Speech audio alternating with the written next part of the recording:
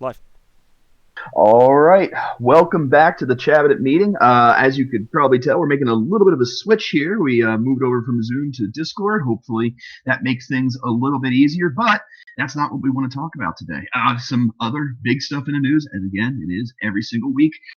First off, Joe Biden is being hammered on a cross-political sphere, in geopolitics by China and Russia. Recently, I guess it was 2 days Oh ago. man. Oh, why didn't we get the video? If you have not seen it, I'll put it in the description. Find the video of Biden falling up the stairs of Air Force One. Yes, that happened. Was it yesterday? Yeah, Or right no? after all the the insults with Putin, I would say Right. exchanged, but they weren't. It was just Putin dunking on Biden, and then China Yeah. dunking on us in Alaska, and then I think the 14-second clip of Biden falling up the stairs of Air Force One is a summary of his presidency so far on the Right. international Yeah. stage. Yeah. I definitely would agree. That was actually 2 days ago. That was Friday. This is Sunday as we're recording this. But yeah, Kevin, you're 100% right there. I mean, Biden called Putin a killer, and then Putin's response was, "It takes one to know one." When you respect the foreign leader's response more than your own country's leader, that's saying something. It's horribly embarrassing from my perspective. And on that same day, just like you said, China said something in the lines of that the United States is no longer in a position to tell it what to do during that meeting in Alaska. Yeah, Ugh. why are we meeting China as equals? Why are we having Yeah, bilateral meetings with China? Like that should be we should be like we will meet you with all of the region's partners. right. There, It should there's be an the same actual same deal we video. do with North Korea. We'd be like, okay, well, we would like a meeting with Japan and South Korea and Australia and Taiwan, Mhm. and you're welcome to attend. That should be Yeah, U.S. policy for meetings with China. yeah. I saw a video where literally the foreign diplomat said that to the person at the United States said. I was just like, oh my god, they're dunking. They're literally dunking on us, being aggressive towards us because they know we're in a weak stance. And considering that the article that we're going to talk about today only further proves that point, the border crisis, which is the point that we want to bring up today, and is further proof that the Biden administration is seriously having massive problems. Yeah, what was it last month? Or yes, this last month, 100,000 people crossed the border in this past month. So, So, whose cages are they now? I mean, is it who built them? Is it who owns them currently? Is it who's making additions? Because that's what the Biden administration is doing. It's Oh horrible. man! So All right, terrible. I'm curious. Let's get into because I've been ignoring this issue. I've been focused on following other bouncing balls, tax nightmares unfolding in my dreams. But apparently, Right. I'm not a fan of unmitigated swarms of people crossing the border without any checks or limitations.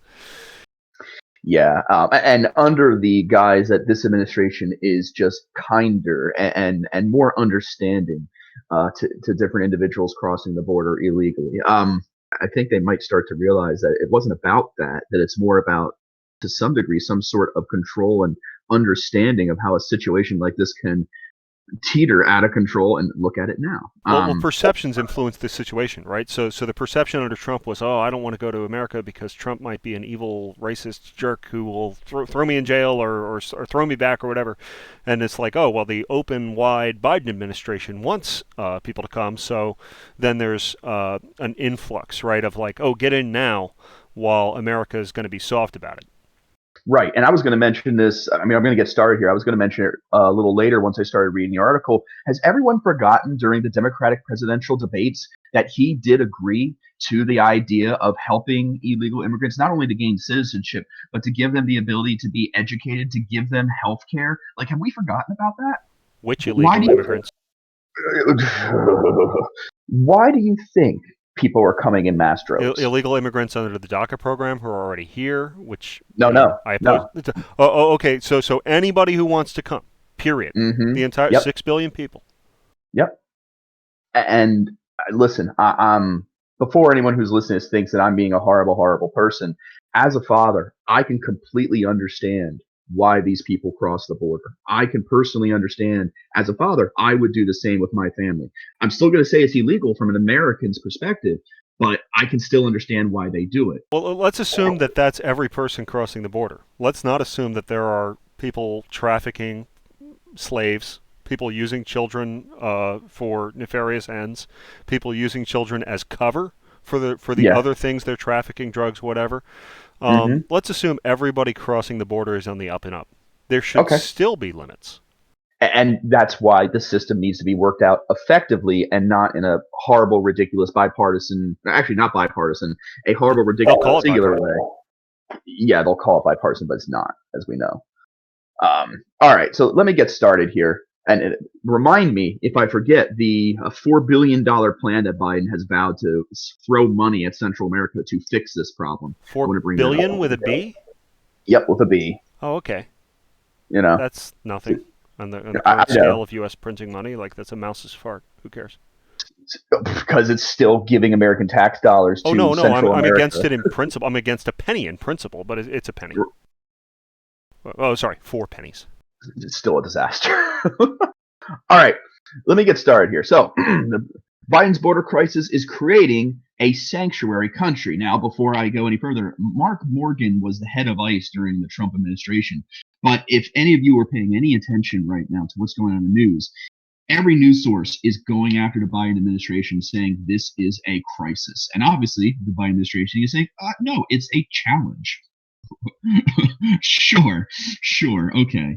Um, So, a 2,200-word memo from the Department of Homeland Security, Secretary Alejandro Mayorkas, released March 16th, attempted to convince frontline defenders of our nation's border, along with the American people, that this crisis thrust upon by the Biden administration isn't really a crisis at all, but merely a, quote, difficult situation. This effort to redirect the reality of what it means to apprehend more than 100,000 migrants illegally crossing our border in a single month is an affront to our country and to the men and women trying to secure our border. Apprehension figures skyrocketed over the past several weeks at a rate eclipsing what we saw during the border crisis 2019, and detention facilities are filled dangerously beyond their COVID mandatory capacity. So, I mean, what did people expect was going to happen? Again, this goes back to the comments he made when he was running for president. He promised these plans for illegal immigrants. Oh, you're And back to now, campaign promises. You're back to acting as though campaign promises are real things. Okay. because that's what we're supposed to hold them to. No, that's not been true in 100 years at least. Well, I expect more. When I buy a product, I expect the product to work as said. Not that I thought Joe Biden was I want them to promise very little and do even less, if I'm honest. it's a very Ron Swanson way of thinking, which is ironic because I've been watching plenty of Ron Swanson lately. Everything that they actually promise to do is bound to be a disaster. So I know. I just if you're going to tell me something, keep that promise. okay, so That means what is the promise? Everyone who comes to the United States and says, "Give me Gibbs," gets. Is that it?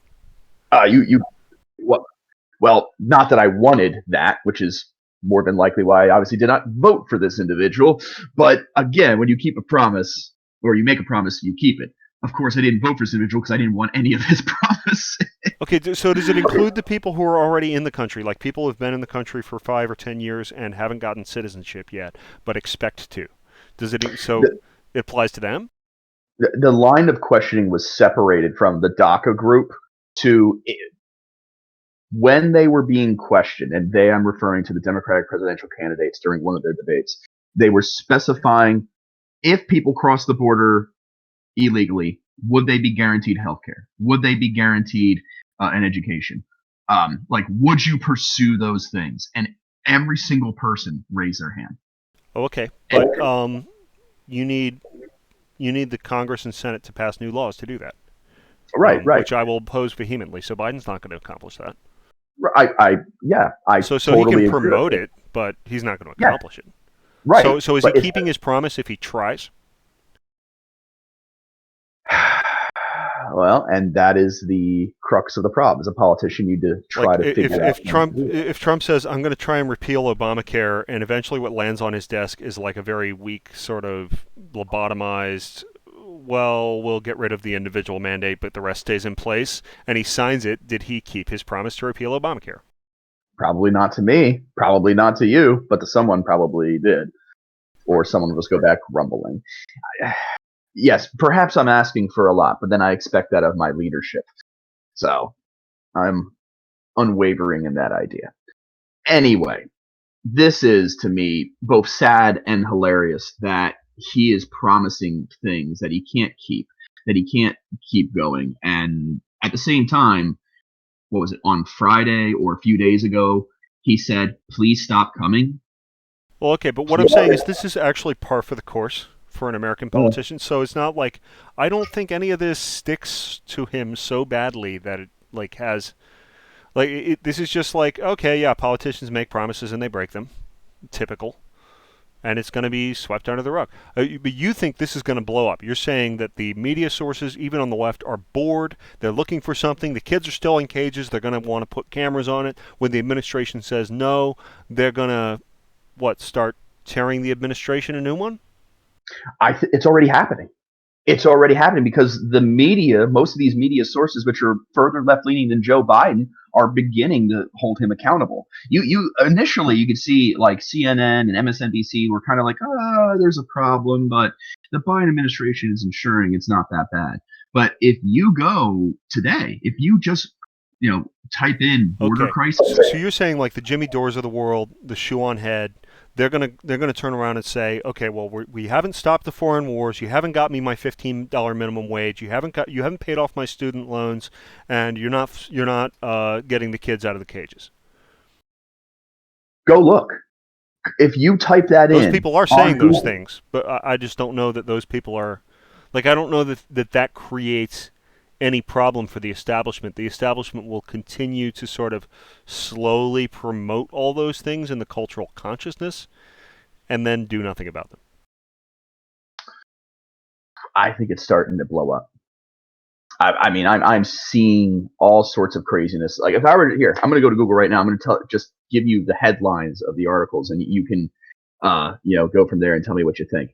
Okay, let me just try that. So if I type in border crisis right now, and I just go to news, all right? So first article right here is CNN.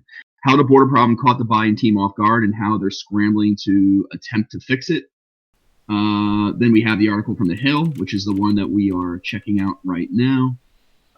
Fox News, Biden given media zero access to border operations, photojournalism. Let's see, what else is there?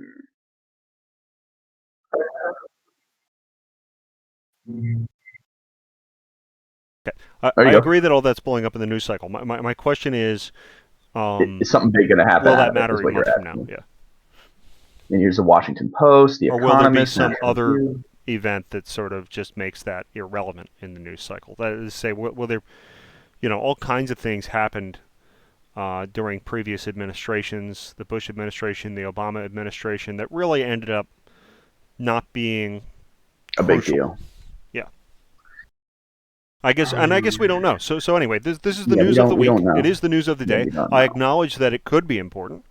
So I cede that. I'm just surprised how quickly the media has begun to turn on Joe Biden already. It's been a long time. It's been 3 months. It just feels like a short time because he hasn't done anything, right? Because he's been very busy trying to be as quiet and as unexistent as possible. Oh, and speaking of non-existent and quiet, where is our State of the Union? Where is the State of the Union? I am waiting. Are you saying there wasn't one? There has not been a State of the Union yet. February. Wait a minute. Yeah, you're right. I'm still waiting. I'm still waiting. No State of the Union? Oh, it is hilarious. Now that they push it on the rug, but I want to State of the Union because I want a reason to sit here and eat a piece of pie and drink milk and laugh hysterically at Joe Biden because it will be an event for the ages. I mean, can he stay there for 2 hours? I don't know. I'm sorry. Am I being a mean person? We got to move on. Yeah. Let's proceed. I'm sorry. All right. The specifics concerning the magnitude of the crisis, such as the exact number of those being released directly into local border communities by the Customs and Border Protection, as well as those being transported further into U.S. interior by other federal agencies, has become increasingly difficult to obtain through official channels. The Biden administration has locked down media and other public access to data in immigration detention facilities, while the White House has declined to answer questions about what's happening and dismissing suggestions of an unfolding crisis. Okay, I so watched a what few. we're going to do is circle back to something else. Well, yes, yes, Jen Psaki, yes, we are going to circle back, 500 times until I fall over of dizziness. Um, CNN reporter actually the other day cornered, is it Psaki? I always mispronounce her last She's name. got a P followed by an S, so I just pronounce it as a silent P. Saki. Oh, you're right. My bad. Cornered her and said, "Oh, well, has the Biden administration told the Border Protection Agency to not communicate or do ride-alongs with the media because that is the reports we're getting on the ground?" And Saki just completely ignored it, just moved on to the next person and didn't even answer. I mean, look, that's what that person's job is. It's like they are professional liars. If they think that their job is to do anything other than lie, it's got to be a soul-crushing job. Well, I mean, so there's got to be some notoriety to being in the White House. The Well, White House yeah, I will mean, not unless lie. you're like a psychopath, like who was the guy that Trump had for like a month? Was it Sean Spicer? Yeah. I mean, that guy was enjoying the ride, but that guy's, he's what it is obvious he's what he is. He is a carnival shyster who somehow found himself in government briefly. I mean, if you realize that from the get go, and you're like, this person is going to lie to me for the next 4 years unless they lose their job. Right. I mean, there was never a more entertaining one of those, but yeah, this all they are. Right, right. So let me keep going here. We did that. Okay. So large areas of our border are growing unprotected as agents and officers are pulled from their national security mission to address the surge of families and unaccompanied minors. The same workforce is being directed to release thousands of migrants into the United States who entered illegally. Essential COVID related restrictions have been lifted for overcrowded facilities to accommodate the crisis level numbers. Effective tools, policies, and authorities have been eliminated with no warning and nothing put in their place except for ambiguous messages to those illegal entering our borders. There it is. Don't come now. Don't come now, come later, maybe. This is, yeah, interesting. So, Right. so they don't want So, to say don't illegally cross the border. They're just saying at this particular moment it's a little inconvenient. right. Now, and Joe Biden, I again watched his press conference. Like, yeah, don't come now. We're almost ready. When we're ready, come, but don't come now. It's essentially the message he said. Just don't come right now. We're going to be ready soon. Just It's crazy. my God, it's just so ridiculous. Read through a good bit of this article. I'll take the reins for a bit. Go for it. In the midst of all this, Secretary Mayorkas' memo reads more like a campaign speech than a substantive, honest depiction of what is happening. This is always true of the White House, especially this was true of the entire Obama White House. It was true of the Clinton White House. The Republicans are not above it. Mm-hmm. And rather than take responsibility for the administration's part in creating the crisis, he misdirects, spins, and lies to the very men and women he is putting in harm's way as they navigate the unmitigated disaster that this White House has allowed through its ideological hubris. It is painfully obvious that the Secretary is looking to deflect blame when he opines about the perceived failings of the previous administration, rewrites history, and inserts his own facts. But what he doesn't say is how exhaustive were the briefings provided to Biden, to the transition team concerning the state of the border, including the effectiveness of the network, tools, and policies in place to address the illegal migration. So this is a philosophical difference on the border also between the two administrations. And it's like, here's all Right. the stuff we have in place, here's all the stuff we're doing, here's all the stuff we did, here's what worked, here's what didn't. We don't care about any of that because you're Trump. Right. And again, obviously, this individual author, being the former ICE director during the Trump administration, Right, clearly he's does got an not axe like to the grind.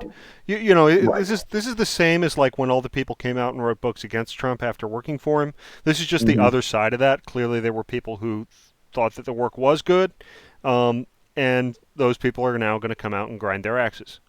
So, Mm-hmm. typical. Okay.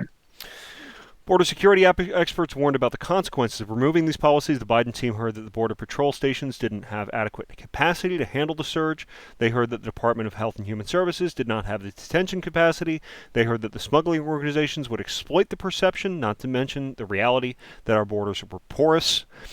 Wide open are the words he uses.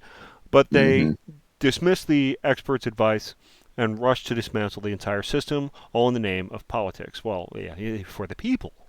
Um, I don't know if they completely dismantled the whole thing. That might be a little right, overboard, that's but his axe to grind. But right. certainly, dismissed significant portions. I'm sure they're not continuing to build the wall, for instance. Mm-hmm. Um, Exactly.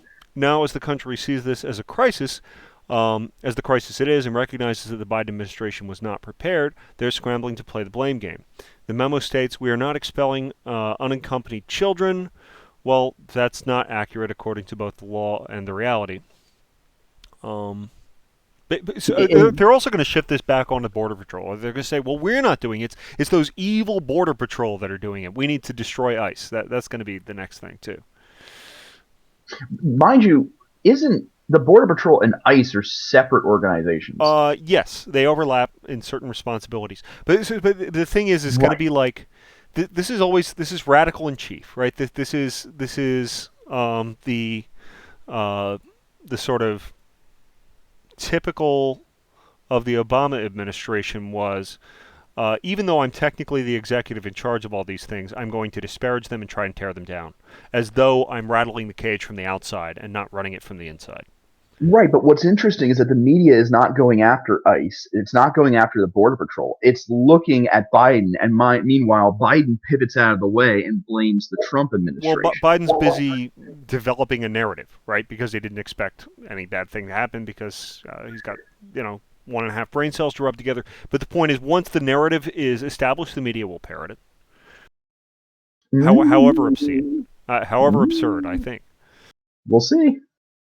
Mayorkas highlights the encounter of tender-aged minors, but omits the fact that HHS statistics show 75% of unaccompanied minors are older teenagers, some of whom may not even be minors, who are not being, quote, ripped from their parents' arms and are not victims of state-sponsored persecution. They make a choice as grown-ass human beings to cross the border for Right, whatever reason, jobs, drugs, whatever. right. Um, the memo fails to mention how many migrants are abused on their journey to the United States, jammed into overcrowded, unsanitary stash houses for weeks, or the horrific toll of human trafficking. Where's the humanity in encouraging and incentivizing these dangers? And of course, so this is his angle. Right. Well, and this is always an interesting angle between the left and the right. Is the left is going to say, oh well, we should provide these people the opportunity to a better life, where the right is saying, yeah, but the process, we need to redo the process for them to come legally so that this does not occur. But Yep. there's so many political angles to that. Unfortunately, I am going to be a pumpkin in about 5 minutes, so I leave to you the remaining third of the article to point out what's significant. Right. So we'll get out of here. I mean, there's not really much more to get into, but they're just talking about the numbers of people that are being apprehended, how out of control it's getting, and what do we do? What do we do in this situation where the Biden administration was so unprepared when they explained that I don't want to say they wanted this. I'm not going to talk about human suffering as if this is what they wanted. But again, circling back, you can't promise things, and when the public has an expectation that you are going to try to fulfill these promises, Yeah, but what what did I'm you saying is, expect? so that those who are criticizing them now for the kids in cages, Mhm. I think this is actually a bit of kabuki theater. So, Mm. entertain my conspiracy theory. The media will say Okay. it's bad that kids are cages, and Biden administration, oh my goodness, yes, it is bad that the Trump administration did that. Better release them. That, that's exactly what Pelosi. That was basically the words of Pelosi. Right, but, You know, and then the next step will be, and he makes this out with his final paragraph, right. release the kids, and then prevent enforcement. of any customs. So this is a somewhat planned event, or this is Yes. maybe not a planned event, but this is This is the either a let no crisis go to waste, except it's pretty obvious that your rhetoric was going to create this crisis, and mhm. it's a yeah, I think it's an opportunity to be Wait. exploited. So following you into your crazy possibility kabuki theater here, is this maybe to some degree the Democratic Party using Joe Biden as a whip in the sense Yeah, of, oh, this is his problem, we will yeah. fix it. Yeah, doddering old man, but it's like it's not just like Pelosi will get accolades. Biden will get accolades for doing the brave thing of releasing all these people from Me- captivity and Meanwhile, keeping the evil ICE from actually catching them and throwing them back. meanwhile, the House is the one passing all the bills, and Joe Biden probably has no idea that it's happening or Right. exactly what's in it. If you look at the opening from that Chew on Head video, obviously I disagree with her completely because she's basically a Marxist on economics. Um, Mm-hmm. I she's pretty sharp on the social justice end of things, and she realizes like what's a joke and what isn't. There's a 2 minute sort of opening on there about how Biden is being used. It's pretty funny. It's like he wakes up every day and there's a sign and it says, my name is Joe Biden," and so forth and so on. Oh, like there's a piece of me. I want the president to do well. I do not hate Joe Biden, but I dislike everything Joe Biden stands for. Well, because he's a weak and feckless president, and that makes the United States weak, and that's sad. You can be a strong president, but kind. Right. No, you don't have to be an axe murderer to be. You don't have to be Putin, some kind of macho man, to be strong, right? But um, And how many people on the left think that Donald Trump was like Putin is well, also yeah, of course. hysterical.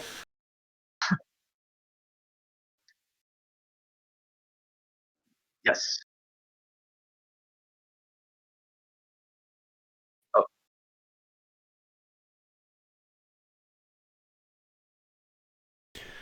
agreed. We, we missed the gavel.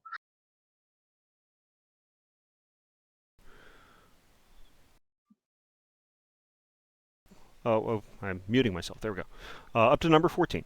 If you wish your children and your wife and your friends to live forever, you are foolish. I think we did this one. Uh, we did 13 last week. Hmm. No, it's a repeat of similar themes, I think. Okay.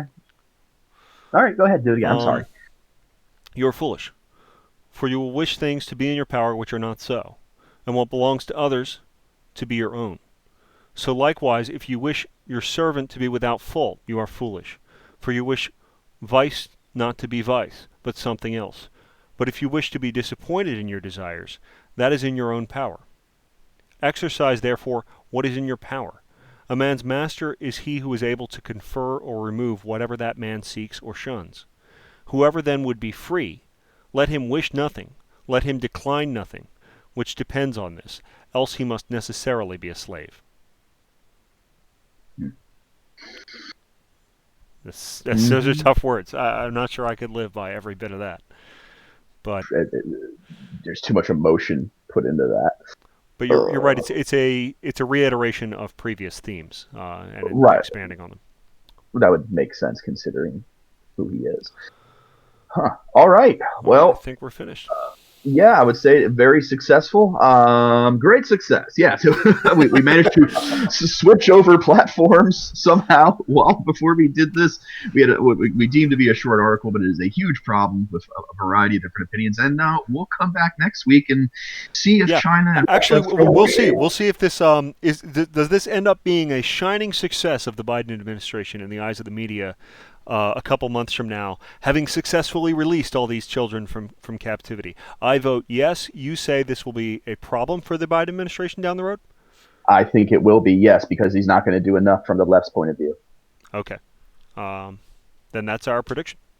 Mm-hmm.